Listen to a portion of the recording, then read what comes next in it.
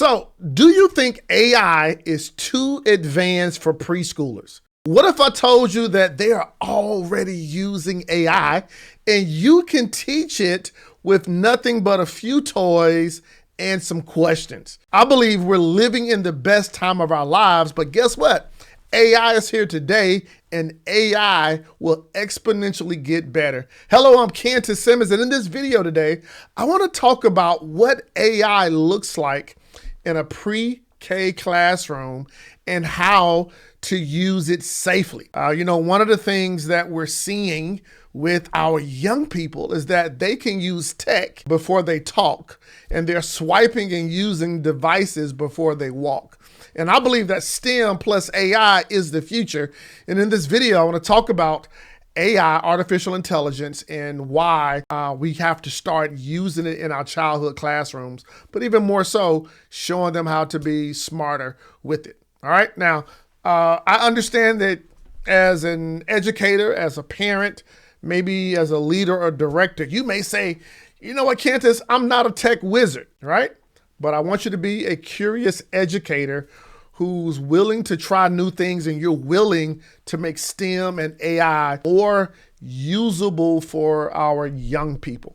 So the other day I was speaking to some early childhood educators, and I think I became more convicted to realize that 90% of who we are today in our brain was developed before the age of 5. Yeah, 90% of who I am today was developed before the age of 5. And that's just how powerful the brain is for a young person. And I want to make sure that we are equipping them to be successful for our future. So what I want to do today, I'm going to talk about 4 or 5 different things of how we can encourage our young people to use AI and to use it smartly. All right. So number 1, here's what I want you to understand. AI is already here. Okay. AI is already here. From voice assistants like, we have Alexa, we have Siri on our smart devices, we have AI in our cars, even with YouTube, right? YouTube has recommendations on AI, right? Our kids are already interacting with AI.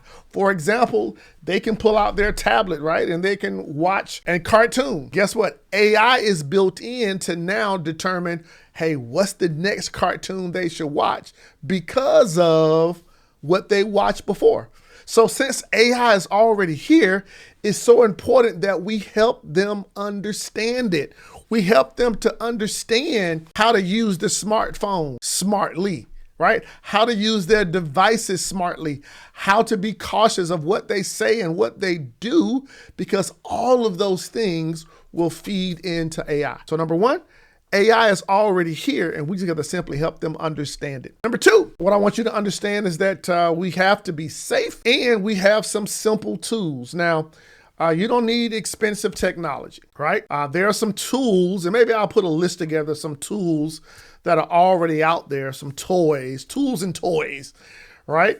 And these tools and toys, they are story-based apps. So now, and as a parent, as an educator, you've done it naturally. You just give a student a device, and that device will now tell them a story. That device will break down and show them logic, even more so, artificial intelligent logic. And I love that one of the things that we're seeing on some of these toys and these tools is that it lets you know that what's the age appropriate, are these toys age appropriate? So what you want to do now is, as you're handing them devices, as you're working with these tools, to make sure they are safe and to make sure they are simple, right? And maybe I'll put together a list of tools, toys, and tactics that you guys can use. By the way, I have this book, STEM is Everywhere.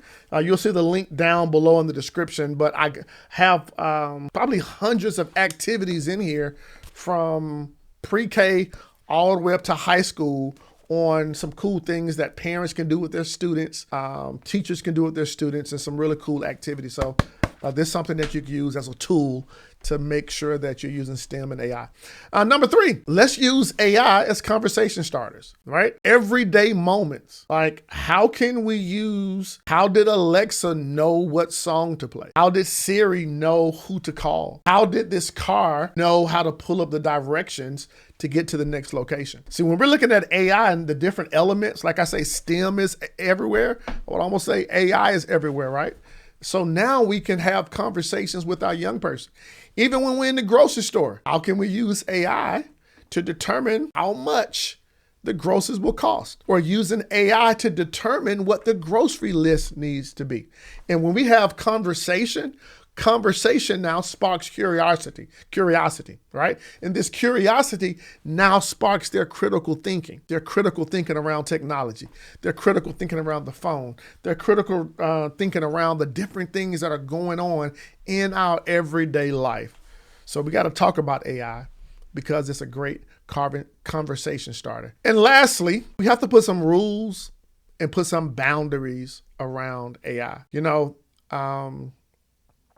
It's one thing to teach technology, but it's also important that we teach them to be safe. One of the things that we've seen all across probably the interweb, we've seen some young people who would do some, I'm going to say dumb, but make unwise decisions where technology is concerned, where they could be talking to a predator, talking to an adult, talking to someone inappropriately, taking inappropriate pictures, sending those things out. And so the idea is that as we're growing with technology, as we're growing with AI, we got to put some rules and boundaries around it, right? Knowing how to put it in safe mode, knowing how to limit the screen time.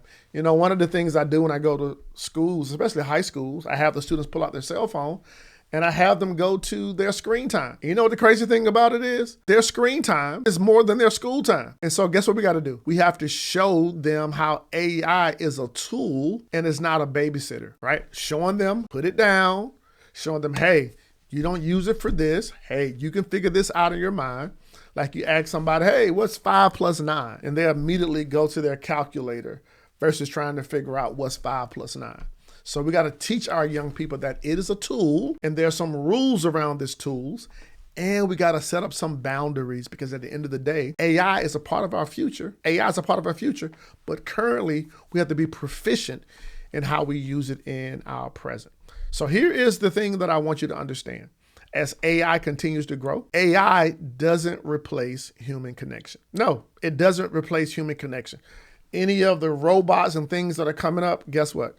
It's not going to replace human connection. Actually, we want to use AI to enhance learning, right? We want to show them how to use it well. We want to show them how to improve their lives. Now, if you say, hey, Candace, I want to bring STEM plus AI to my classroom, then I would love to talk to you and your leaders on how we can bring the STEM is Everywhere program to your school or to your facility. Now, if you would love for me to work with your students or me to work with your faculty and staff, hey, down below, there's a link where we can talk about my STEM is Everywhere program, STEM Them Early program, and we can explore what we can do to make STEM and AI the present as we prepare for our students in the future. All right. Listen, I got some more cool videos over here to help you go deeper on why STEM is really important to encourage our young people to get into it right now. Click that link and I'll see you on the other side. Bye-bye.